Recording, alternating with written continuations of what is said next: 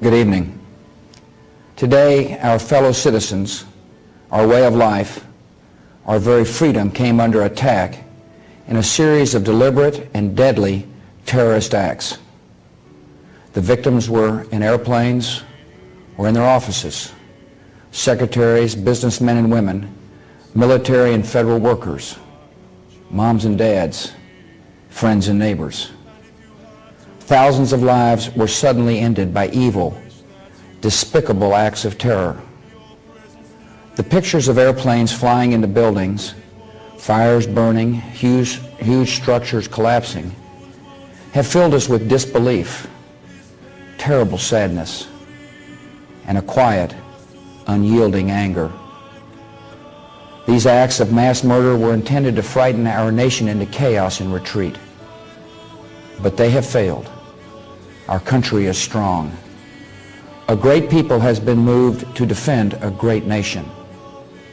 Terrorist attacks can shake the foundations of our biggest buildings, but they cannot touch the foundation of America.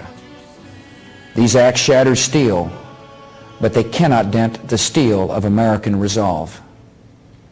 America was targeted for attack because we're the brightest beacon for freedom and opportunity in the world, and no one will keep that light from shining.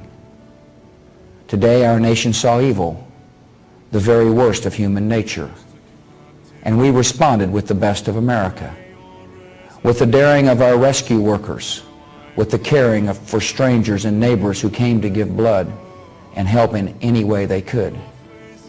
Immediately following the first attack, I implemented our government's emergency response plans. Our military is powerful, and it's prepared.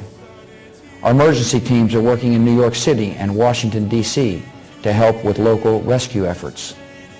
Our first priority is to get help to those who have been injured and to take every precaution to protect our citizens at home and around the world from further attacks.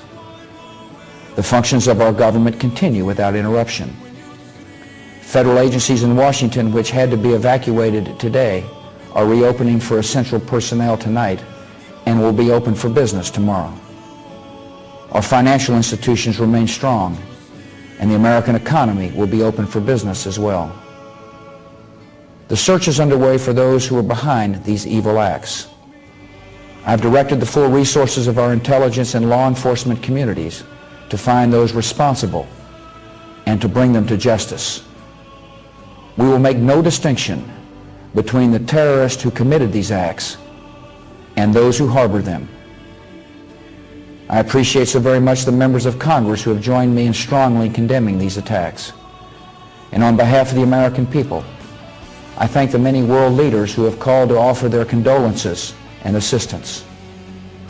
America and our friends and allies join with all those who want peace and security in the world, and we stand together to win the war against terrorism.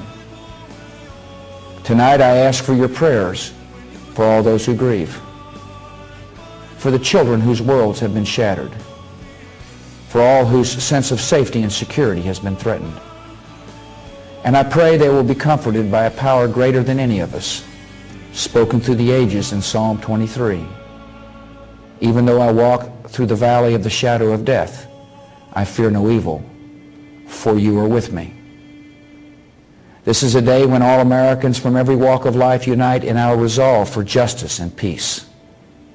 America has stood down enemies before, and we will do so this time. None of us will ever forget this day, yet we go forward to defend freedom and all that is good and just in our world. Thank you. Good night, and God bless America.